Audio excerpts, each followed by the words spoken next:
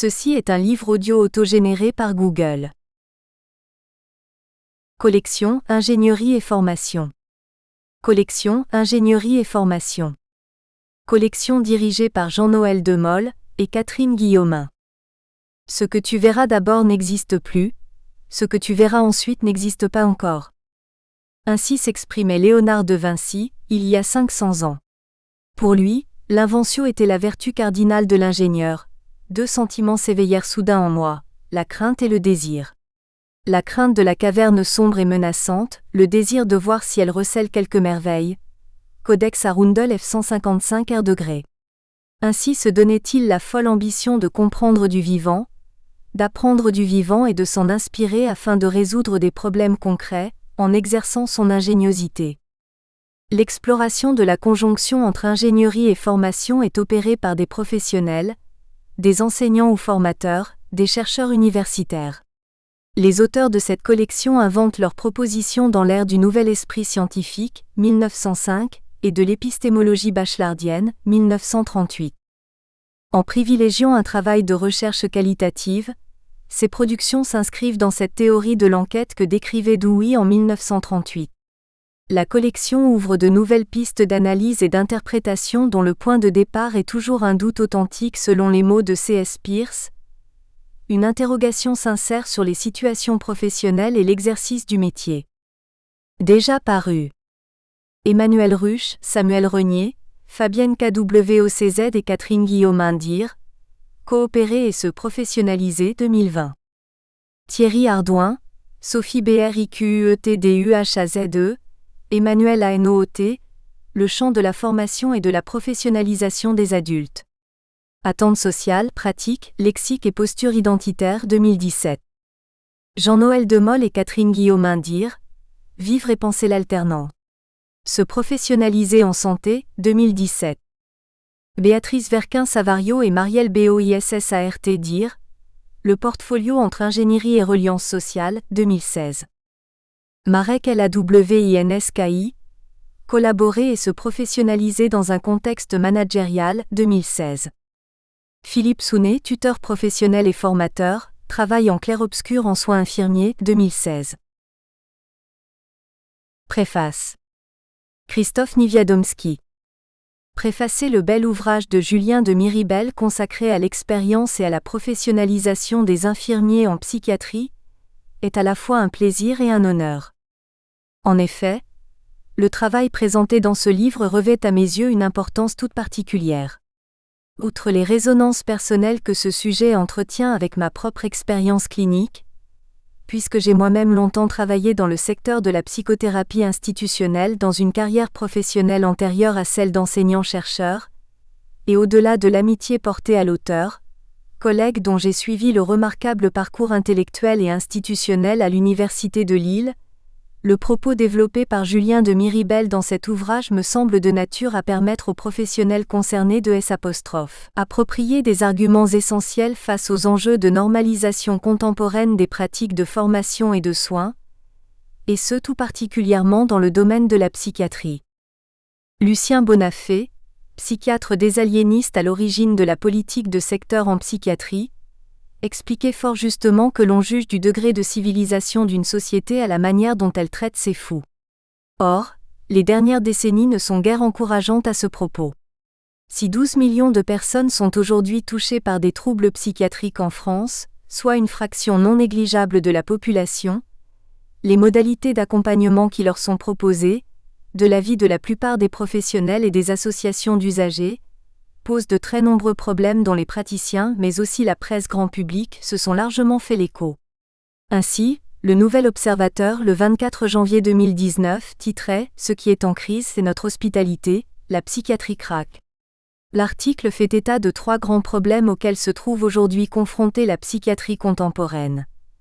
L'impact dominant des neurosciences qui orienterait l'activité des professionnels vers la description et la prise en charge de troubles, plus que vers l'accompagnement de personnes, les dérives bureaucratiques, évaluatives et managériales sur fond de rationalisation économique, et enfin le développement préoccupant de la souffrance des soignants.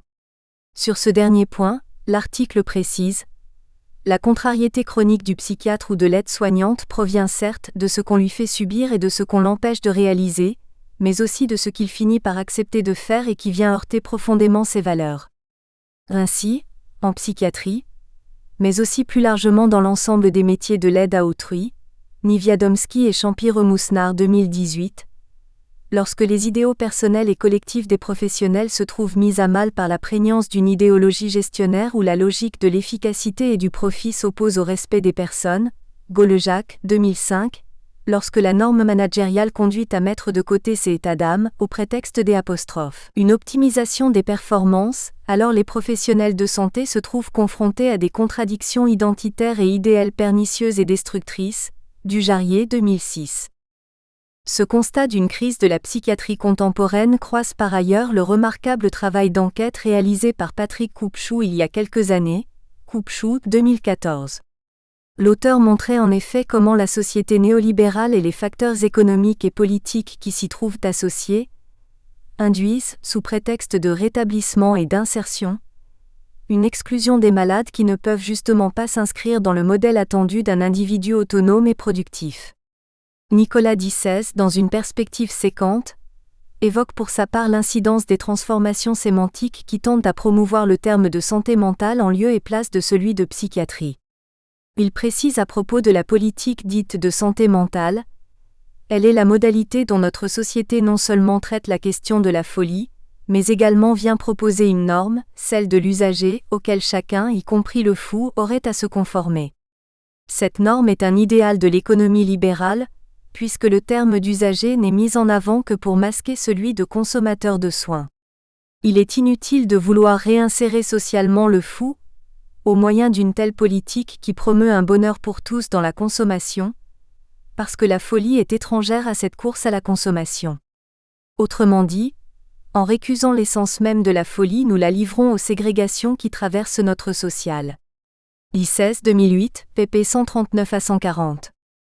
C'est donc dans ce contexte socio-historique très particulier que nous assistons désormais au déclin progressif d'une psychiatrie humaniste à laquelle plusieurs générations de praticiens, dont les infirmiers de secteur psychiatrique, ont patiemment et rigoureusement été formés. Or, les pratiques qui se réclament de cet héritage, telles que l'organisation de l'être ensemble au quotidien dans un établissement psychiatrique, la confrontation à l'altérité radicale que peut représenter un patient psychotique, la gestion de la dynamique des groupes, le travail d'écoute qui associe des dimensions inévitablement biopsychosociales, la gérance des interstices parfois improbables dans lesquels se loge le travail d'accompagnement, etc., sont des compétences qui ne s'apprennent guère dans les livres sur les bancs des apostrophes. Un institut de formation ou dans une université, mais bien sur le tas, au contact de pairs et de patients dont on sait combien ces derniers peuvent échapper à la rationalisation instrumentale d'une logique à prétention évaluatrice et comptable. Dès lors, les propos développés par Julien de Miribel dans ce livre soulèvent un questionnement socialement et cliniquement nécessaire, en tant qu'il renvoie au thème de la formation des professionnels de la psychiatrie, à l'heure où les effets de la réforme des institutions publiques et des conséquences de la nouvelle gouvernance hospitalière font sentir leurs effets manifestement délétères dans de nombreux secteurs de santé. En effet, depuis quelques décennies, plusieurs facteurs macroscopiques semblent avoir entraîné des effets dommageables pour le secteur de la psychiatrie. La réforme de 1992 qui a conduit au démantèlement de la formation des infirmiers de secteur psychiatrique, la réforme des études médicales conduisant à la disparition du C de psychiatrie, ainsi que les réductions budgétaires qui accompagnent l'injonction à la modernisation du secteur public hospitalier, RGPP en 2007 puis MAP en 2012. Ces transformations rendent en effet particulièrement problématique l'héritage de la psychothérapie institutionnelle et la perspective éclairée qui s'y trouvait associée. S'y substitue désormais une approche techniciste et instrumentale, calquée sur le modèle biomédical de l'evidence-based medicine, peu adapté à ce secteur d'activité professionnelle. Dans cette conjoncture, les difficultés liées à la formation des professionnels de santé qui exercent en psychiatrie sont très préoccupantes, et le livre de Julien de Miribel est donc particulièrement bienvenu. L'intention de l'auteur est bien entendu de s'ouvrir aux réflexions des professionnels de santé en matière de formation et de professionnalisation. C'est là le thème principal de son propos, mais également avec prudence et humilité, d'interroger les inégalités croissantes d'accès aux soins, les conditions de plus en plus restrictives de l'activité des professionnels de santé en psychiatrie et les difficultés qu'entraîne la montée en puissance des logiques technocratiques et gestionnaires évoquées plus avant. En effet, la rationalisation supposée des procédures de soins mises en œuvre aujourd'hui en psychiatrie génère un coût non seulement humain, perte de sens du travail des professionnels, difficulté de prise en charge de patients qui, du fait des pathologies présentées, ne rentrent jamais tout à fait dans les cases des évaluateurs, mais également financier et social. Julien de Miribel montre très bien ici les difficultés auxquelles s'affrontent les professionnels de la psychiatrie dans le contexte d'une déspécialisation de la formation, d'une disqualification des professionnels et, plus largement, d'une déconsidération de ce secteur d'activité. Il souligne par ailleurs le caractère parfois empêché de l'activité, le sentiment d'illégitimité et le déni de reconnaissance auxquels sont trop souvent confrontés les professionnels de ce secteur. Au final, le grand mérite du livre de Julien de Miribel est de concourir avec finesse et à propos, à la visibilité et à la légitimation des savoirs d'expérience pluridisciplinaires sur lesquels ces professionnels fondent leur expertise. Introduction. C'est comme objet de débat et d'initiative que s'est distinguée, tout au long du XXe siècle, la formation des infirmiers des établissements psychiatriques. Telle qu'elle a été instituée à partir de 1955 et jusqu'en 1992, elle s'est montrée déterminante dans la constitution de ce groupe professionnel de sorte à s'affirmer comme une véritable composante de l'identité collective de ces infirmiers. En France pourtant, en dehors de cette période, les pouvoirs publics n'ont jamais institué de formation initiale qui soit à la fois spécifique à ces soignants et reconnue à l'échelle nationale. La réforme du 23 mars 1992, qui supprime le diplôme des infirmiers de secteur psychiatrique, a entériné le positionnement selon lequel une formation générale aux soins infirmiers suffirait à préparer à l'exercice soignant en psychiatrie. Ce faisant, elle est apparue comme une remise en cause des savoirs professionnels spécifiques à ce métier. Constatant depuis une difficulté pour les nouveaux diplômés de s'adapter au travail en contexte psychiatrique, plusieurs établissements de santé ont pris l'initiative d'organiser localement un dispositif associant formation et tutorat. Ce type d'action vise alors à préparer les soignants nouvellement recrutés à la spécificité du travail infirmier en psychiatrie, à l'hétérogénéité des pratiques qui s'y associent, à ses référents théoriques mais aussi et surtout, à la connaissance des patients à qui s'adressent les soins. Le présent ouvrage s'appuie sur les apports d'une thèse, Miribel 2017, réalisée dans le cadre d'une convention industrielle de formation par la recherche, CIFRE. Ce dispositif a notamment pour finalité de réunir des acteurs de la recherche publique et du monde socio-économique, pour mener des travaux scientifiques répondant à des préoccupations locales ancrées dans la vie d'un organisme, privé, public ou associatif, cofinanceur de la recherche.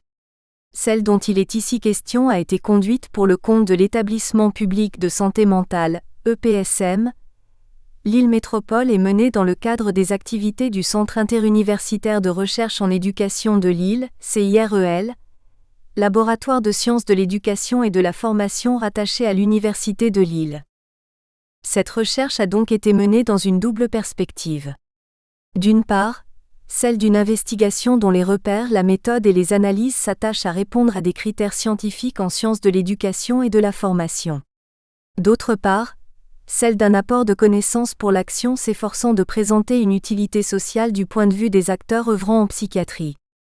Notre travail s'est ainsi intéressé et référé à deux communautés, l'une relevant d'un champ de pratique scientifique et l'autre, d'un champ de pratique soignante au sein duquel ont été déployées des initiatives de formation professionnelle et de tutorat. C'est en considération de ces deux champs que la recherche doctorale menée s'est efforcée de questionner le rôle que jouent la formation et le tutorat dans l'évolution des infirmiers en psychiatrie. Il existe dans les représentations collectives un rapport hiérarchique entre savoir scientifique d'un côté et savoir empirique de l'autre, mis à l'arrêt 2011. Le premier est élaboré par le chercheur selon des critères spécifiques à sa discipline. Le second concerne le quotidien des acteurs sociaux et soutient leur manière de penser le monde, notamment leur monde professionnel, d'y agir, de s'y orienter, de décider, etc. La portée générale du premier, le fait traditionnellement prévaloir sur le caractère local et peu formalisé du second.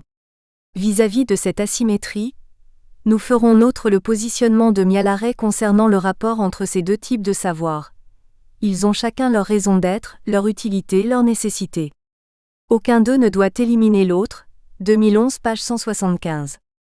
Il importe que les savoirs scientifiques ne soient ni établis, ni perçus comme des énoncés validant ou invalidant l'exactitude, le bien fondé ou la pertinence de pratiques relevant pour leur part d'un savoir empirique.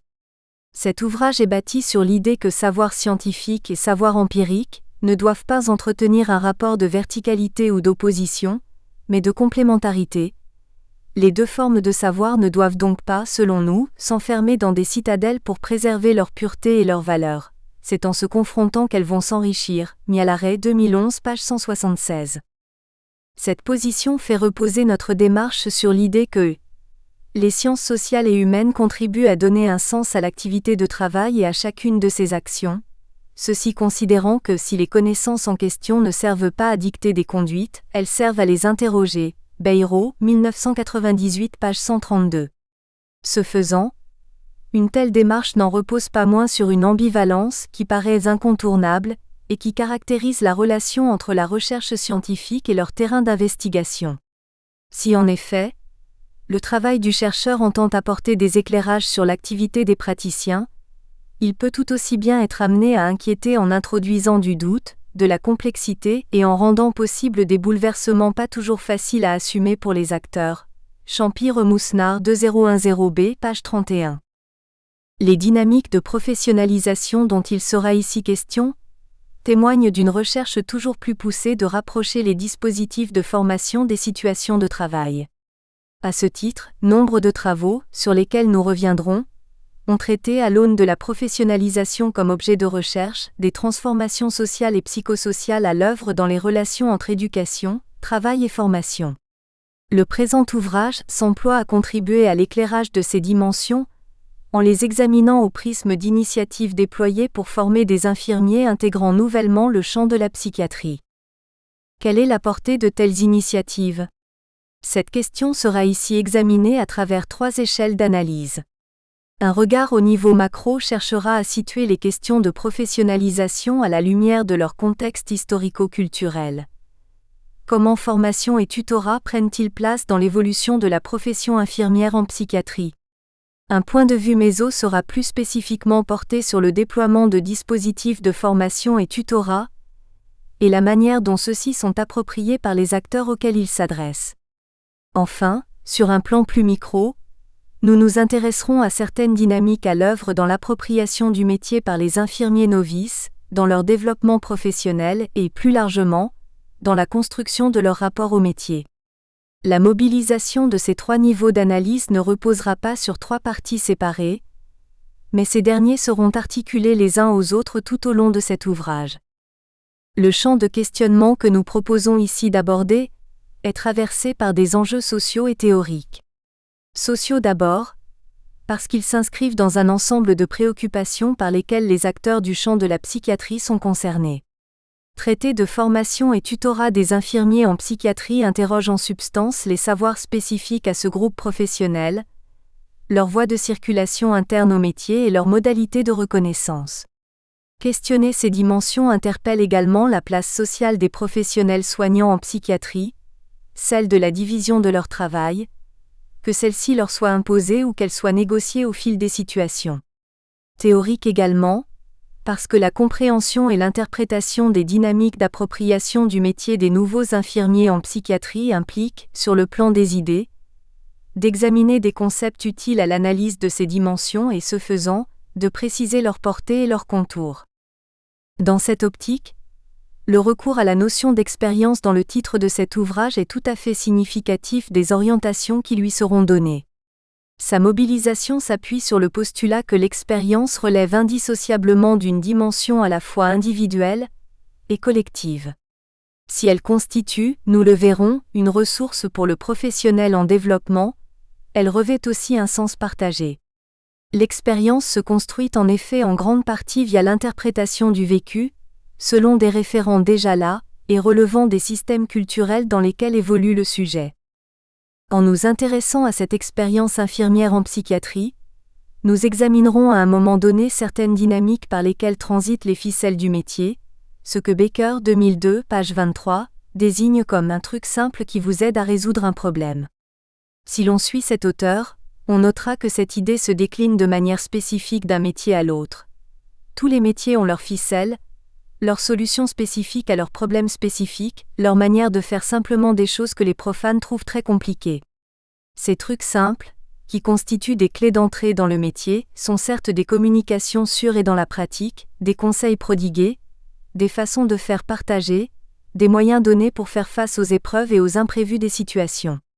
Ce qui est ici nommé ficelle du métier correspond d'une certaine manière au biais, c'est-à-dire à une forme de raison expérientielle, inimitable et singulière spécifique aux gestes des gens de métier. De Noyel, 1990, l'illustre à propos de l'exercice d'un forgeron. Ces ficelles sont par ailleurs les manifestations de construits historico-culturels habitant le métier et actifs dans ses transformations. C'est pour les comprendre qu'il convient d'inscrire plus largement notre propos dans une perspective diachronique qui examine certains aspects qui font la spécificité que revêt la pratique infirmière en psychiatrie. Le présent ouvrage est composé de 3 parties reposant sur un total de 8 chapitres. La première partie s'attachera à délimiter le champ dont il sera ici question. Un premier chapitre reviendra pour cela sur l'idée de professionnalisation, en s'efforçant d'en préciser certains aspects conceptuels et la manière dont ces derniers convoquent des dimensions psychosociales à l'œuvre dans le développement professionnel des personnes. Ces éléments seront suivis d'un chapitre 2 qui s'attachera à préciser notre périmètre d'analyse en situant cet ouvrage dans un champ d'application spécifique, celui de la psychiatrie. Pour cela, nous nous emploierons à souligner certains traits culturels caractérisant ce domaine professionnel du soin. Ces éléments exposés, une deuxième partie abordera plus précisément les questions de professionnalisation telles qu'elles se posent chez les infirmiers en psychiatrie. Pour ce faire, nous nous arrêterons, au chapitre 3, sur ce qui apparaît comme certains traits spécifiques aux infirmiers en psychiatrie, et en particulier ce qui semble constitutif de l'identité et de la pratique soignante dans ce champ. Le chapitre 4 revient pour sa part sur le contexte historico-culturel qui a vu émerger les préoccupations de professionnalisation des infirmiers en psychiatrie, ceci sous l'effet notamment des mutations de la formation instituée à destination de ce groupe professionnel. Les éléments mis en avant permettront d'examiner, au chapitre 5, ce qui se joue dans la mise en œuvre du tutorat en psychiatrie. Nous verrons notamment comment les questions de transmission du travail soignant se traduisent via la mise en place d'espaces d'apprentissage organisés et portés par un groupe intraprofessionnel, celui des tuteurs infirmiers en psychiatrie. Enfin, la troisième partie proposera une exploration de la notion d'expérience et du regard que celle-ci permet en termes d'élaboration du rapport au métier. Le chapitre 6 mettra en avant cette expérience comme entrée analytique du vécu de l'activité et du sens qui en résulte. Un tel ancrage nous conduira à présenter et nous approprier la démarche d'enquête telle que l'a définie Dewey, et qui permet d'examiner certains aspects des rapports entre expérience et apprentissage. Celle-ci sera mobilisée dans un chapitre 7 consacré à l'analyse de récits d'enquête vécus et menés par de nouveaux infirmiers en psychiatrie, pour faire face à des situations imprévues ou éprouvantes rencontrées dans leur activité soignante. Enfin, nous avons choisi de terminer ce travail par un regard sur les pratiques de formation en matière de violence telles qu'elles s'expriment en contexte psychiatrique. Le chapitre 8, dernier volet de ce travail, proposera ainsi d'aborder ce phénomène à partir d'une lecture des relations entre formation et travail. Il s'agira alors d'examiner, parfois de manière critique, comment certains apports de formation font l'objet d'une appropriation dans la pratique professionnelle soignante. Première partie, délimitation d'un champ d'études. Chapitre 1er, de quoi professionnalisation est-il le nom ? Le terme professionnalisation est aujourd'hui mobilisé dans le langage courant et porteur d'une connotation positive, suggérant aussi bien des trajectoires individuelles ascendantes, l'articulation renforcée des sphères de la formation et de l'emploi ou encore l'amélioration de processus dans les organisations. Le vocable est parfaitement répandu et institué dans le champ de la formation des adultes dans lequel il est associé aux idées de parcours professionnel et de droit individuel. Il en va de même dans le champ de la santé au sein duquel le mot « professionnalisation » est mobilisé dans des textes observants et légiférant sur l'organisation des professions paramédicales. C'est le cas par exemple du rapport Berland et al. 2007 et de l'arrêté du 31 juillet 2009 relatif au diplôme d'état d'infirmier. D'un point de vue linguistique, sa mobilisation s'inscrit dans une sémantique institutionnelle prescriptive qui se traduit généralement par un discours sur la qualité, porté par la préoccupation de tout savoir, tout contrôler, tout prévoir, Charlot 2008 page 167. Nous la distinguons ici d'une sémantique de l'action, c'est-à-dire qu'elle se rapporte à des significations relevant de registres représentationnels, affectifs et expérientiels des acteurs sociaux. On distinguera ces deux domaines du discours de celui d'un usage du terme comme concept, comme objet d'analyse des pratiques sociales que l'on peut développer dans une sémantique d'intelligibilité des actions, Barbier 2000. Celle-ci constitue un discours analytique s'efforçant d'éclairer des logiques, sociales à l'œuvre dans les dynamiques observées. Cette entrée en matière vise à préciser certains termes relevant de ces registres, ceci de manière à les mobiliser comme entrée conceptuelle pour orienter l'analyse. 1. Une catégorie de pratiques transformatrices des espaces de travail et de formation. Dans le registre de l'action, Witorski 2009, page 783 à 784, distingue au moins 3 sens du vocable professionnalisation. 1. Il s'agit d'abord, pour cet auteur, d'un élan de constitution des professions tel que celui-ci a été analysé par une branche de la sociologie anglo-saxonne, Champy 2009, Dubar, Trippier et Boussard 2011. 2. Il peut ensuite être entendu comme une mise en mouvement des sujets au sein d'organisations dont le travail s'est flexibilisé au gré des évolutions du travail, caractérisant l'évolution de l'entreprise libérale dans le tournant des années 1970 à 1980. 3. Enfin, le terme suggère la fabrication d'un professionnel par la formation.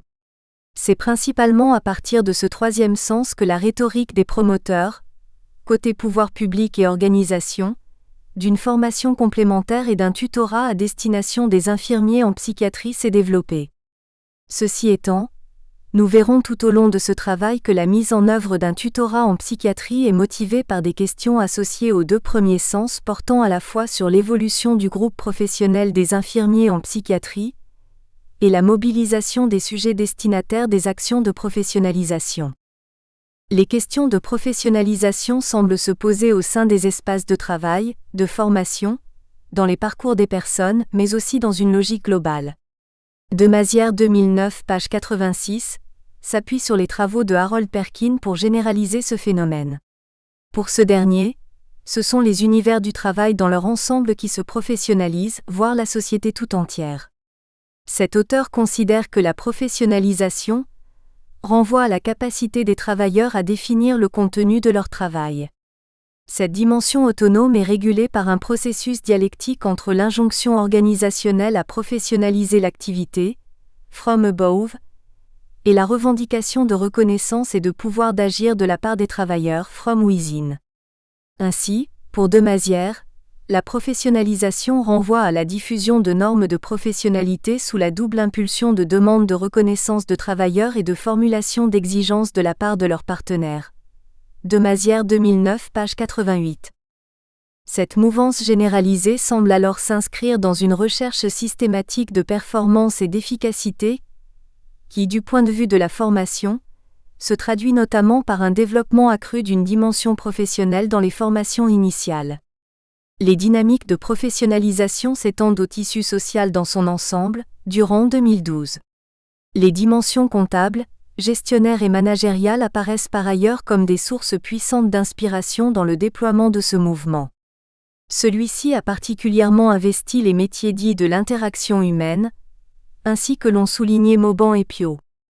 Il est question pour ces métiers de réingénierisation, ce terme joint à celui de professionnalisation, apparaissant comme une nouvelle doxa qui, sous l'apparence de l'objectivité, véhicule des postures idéologiques qui parfois semblent incapables de se penser elles-mêmes et réfutent toute critique au prétexte qu'elles seraient contraires aux idéaux de la modernité et donc archaïques. Ces métiers sont désormais organisés en fonction de référentiels d'activités et de compétences qui ont pour fonction annoncée d'apporter plus de clarification et de formalisation. Mauban et Piot, 2011, pp 7 à 8. Les phénomènes associés aux dynamiques de professionnalisation, mais aussi de développement professionnel, nous allons revenir sur cette notion, s'inscrivent dans un processus socio-historique que l'on peut qualifier de postmodernité Lyotard, d'hypermodernité, Aubert, de modernité avancée, Delory-Momberger ou de seconde modernité, Piot, Delory-Momberger 2009, Piot 2009, Niewiadomski 2012. Ces différentes notions convergent pour désigner tout à la fois un tournant et une exacerbation du mouvement de modernité. Si l'on peut désigner ce dernier comme l'ère initiée par le siècle des Lumières et marquée par la Révolution française ainsi que la Révolution industrielle, la modernité se développe autour du primat de la raison, du triomphe de la science et d'une montée de la rationalisation de l'activité humaine. Dans ce contexte prédomine un fonctionnement social fondé sur les institutions, famille, État, école, travail, etc., qui constituent les repères d'un modèle organisant la société et intériorisé par les individus. La postmodernité peut être pour sa part succinctement caractérisée comme l'accumulation de phénomènes, entraînant d'une part l'exacerbation de ce rapport à l'activité humaine. On peut noter en exemple un renforcement d'une logique instrumentale et gestionnaire, Leichtheal, 2009, Golejac, 2011b, une accélération de l'activité et du changement social, Rosa, 2014, une flexibilisation du travail et des apostrophes. Autre part, un délitement des institutions, Dubay 2002, fragilisation du salariat, redéfinition de la famille, affaiblissement des références idéologiques aussi bien religieuses que politiques, etc., de sorte que la condition de l'individu contemporain résonne à travers les notions d'incertitude et de réflexivité. Incertitude en effet, car les structures sociales ne constituent plus des repères stables sur lesquels l'individu peut définir et orienter sa trajectoire de vie. Réflexivité aussi, c'est-à-dire être en regard de soi-même, s'analyser, prendre des décisions. Kaufmann 2004 cité par Piot 2009 page 261, devient alors une condition nécessaire car le sujet social est confronté à l'injonction de déterminer lui-même ses propres repères. Il doit alors définir et rechercher les conditions de son épanouissement personnel. Soumis à des injonctions paradoxales toujours plus nombreuses, profondément indécis dans son rapport aux autres et à lui-même, perpétuellement à l'écoute d'un soi incertain, l'individu se doit désormais de conquérir son identité dans un contexte mouvant et fluide alors que son existence se trouve de moins en moins prédéfinie par ce qui l'a précédé. Niewiadomski 2012 page 51. Dans cette optique, bien que l'activité humaine ne s'y résume pas, le travail professionnel n'en est pas moins devenu la sphère incontournable de légitimation pour tout un chacun de son utilité sociale. En conséquence, l'idée de professionnalisation questionne l'implication et l'engagement des individus dans les espaces de travail, Mias 2010. Les champs de l'éducation et de la formation ne font pas exception. Les pratiques s'y associant semblent de plus en plus assorties de cette logique utilitariste de l'activité humaine. Celle-ci se traduit en particulier par l'injonction toujours plus forte d'une adéquation entre les espaces d'éducation, de formation et de travail entérinée par le modèle de la compétence, Maillard, 2007, Champy-Remoussenard, 2008-2015, Piot, 2009, de sorte que l'idée de professionnalisation s'impose comme un principe organisateur du champ éducatif. Champy-Remoussenard 2010A, page 23, dont la compétence constitue un objet d'acquisition désormais central. La professionnalisation renverrait alors à des stratégies et à des processus de transformation, voulus ou subis, d'ordre économique, social et ou identitaire, d'un individu ou d'un groupe social et se positionne comme principe organisateur de plusieurs champs de pratique au sein desquels le travail est envisagé comme central. Champy-Remoussenard 2012 page 154 définit cette centralité du travail comme l'hypothèse que l'activité professionnelle est centrale dans l'organisation globale des activités humaines dans notre société, et peut être associée avec un puissant désir-besoin social de connaissance et de reconnaissance du travail humain. 2. Un champ d'analyse aux multiples objets. L'intérêt pour la professionnalisation comme objet de recherche s'est par ailleurs manifesté au sein de plusieurs champs disciplinaires parmi lesquels figurent la sociologie, les sciences de gestion, ainsi que les sciences de l'information et de la communication. Les sciences de l'éducation et de la formation ont quant à elles particulièrement investi cette question, ce dont témoigne la publication du Dictionnaire des concepts de la professionnalisation, Jorro 2014, ainsi que celle d'un recueil de textes fondamentaux issus des travaux portant sur l'analyse des questions de professionnalisation, Wytorski 2016. Cet intérêt a donné lieu au développement de nombreux concepts révélant une intention scientifique de toujours mieux connaître les milieux professionnels, les mutations dont fait l'objet l'activité de travail, la manière dont les individus s'impliquent, se transforment et se développent en relation avec leur contexte professionnel et la part de la formation des adultes dans ces dynamiques, Wytorski 2007, Mias 2010, Champy-Remousnard 2015.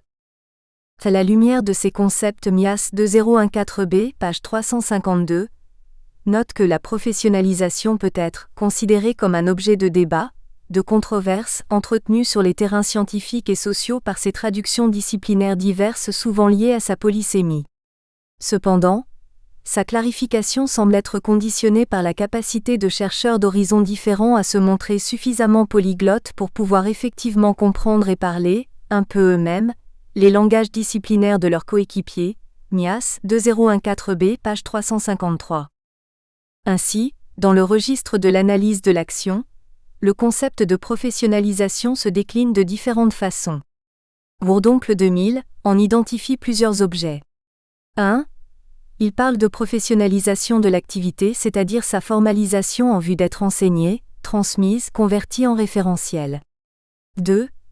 La professionnalisation du groupe exerçant l'activité désigne l'évolution de celui-ci dans la sphère sociale à travers par exemple la création d'une association professionnelle, un code de déontologie ou l'obtention d'un monopole d'exercice d'une activité. 3. La professionnalisation des savoirs désigne l'abstraction des savoirs professionnels, organisés et classés selon des critères d'efficacité. 4. La professionnalisation des personnes exerçant l'activité porte tout à la fois sur l'acquisition de savoirs et de compétences et la construction d'une identité professionnelle. 5.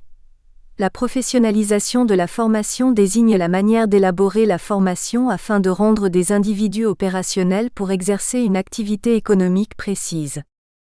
L'étude des processus de professionnalisation peut conduire à qualifier l'activité par laquelle les acteurs professionnels investissent les milieux et contextes de travail, par laquelle ils s'y repèrent, s'orientent et s'efforcent de contrôler leurs actions, et par laquelle aussi ils s'emploient à expliciter et produire du sens à partir de ces dernières. Lac, Mias, Labbé et Bataille, 2010, Mias, 2014a.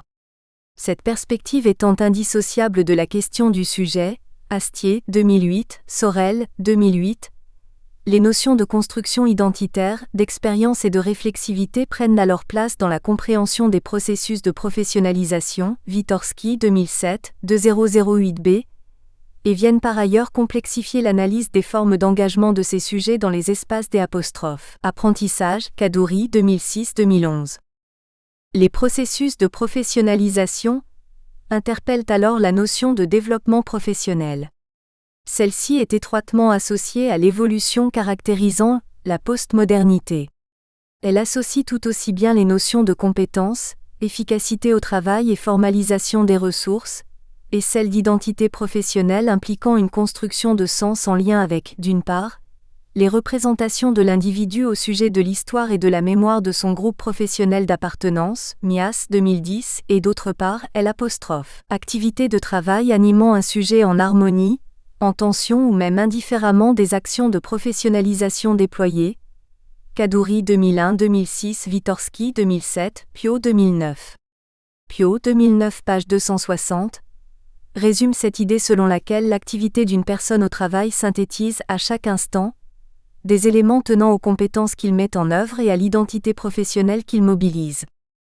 Traiter des questions de professionnalisation conduit alors à explorer un versant de la complexité humaine, Clenay, Mauban et Poisson, 2012, c'est-à-dire à mobiliser pour son analyse les notions d'identité, de profession, d'activité, de pratique, de savoir, d'expérience, etc., ceci de manière interconnectée. L'enjeu est alors de mettre en lumière les liens entre les processus de professionnalisation et les contextes dans lesquels émerge la relation dialogique entre l'individu et le collectif, mais aussi la signification de ces liens pour le sujet en voie de développement professionnel. L'enjeu d'une approche complexe serait alors de comprendre les implexes humains, c'est-à-dire les processus majeurs reliant et produisant du sens, Clenay et al., 2012, pp. 16 à 17. Les processus de professionnalisation s'inscrivent dans des rapports interscalaires, et dans les éventuelles tensions que ce rapport peut générer, Pio 2015. Plusieurs auteurs se sont en effet employés à étudier, selon différentes échelles, le concept de professionnalisation. Pour comprendre à la fois la professionnalisation des activités formatives et des activités professionnelles, Roquet, 2012, suggère d'articuler 3 niveaux d'analyse. 1. Un niveau macro renvoyant la construction historique et sociale des savoirs de l'activité. 2. Un niveau méso analysant les dispositifs institutionnels de formation et de travail. Et 3. Un niveau micro portant sur le vécu des sujets et des dynamiques individuelles. Dans une perspective micro-méso, le concept de professionnalisation peut alors désigner une mise en relation des espaces de travail et de formation à travers laquelle se manifestent dans l'agir des dynamiques d'évolution cognitive associées à la formation, et auxquels sont articulés des enjeux identitaires, Sorel et Witorski 2005, Kaduri 2006-2011, Witorski 2007 2008b. Il s'agirait alors d'un rapprochement des personnes et des situations de travail, d'une articulation du développement des compétences avec des actions spécifiques en contexte professionnel, mais également d'une recherche de reconnaissance de la professionnalité, Sorel, 2008. D'un point de vue méso-macro, le concept peut se rapporter à une transformation collective des groupes professionnels pouvant avoir un caractère endogène, revendiqué par les travailleurs eux-mêmes, ou exogène, imposé par l'organisation. Nous espérons que vous avez apprécié cet aperçu. Pour continuer à écouter ce livre audio sur Google Play Livres, utilisez le lien dans la description de la vidéo.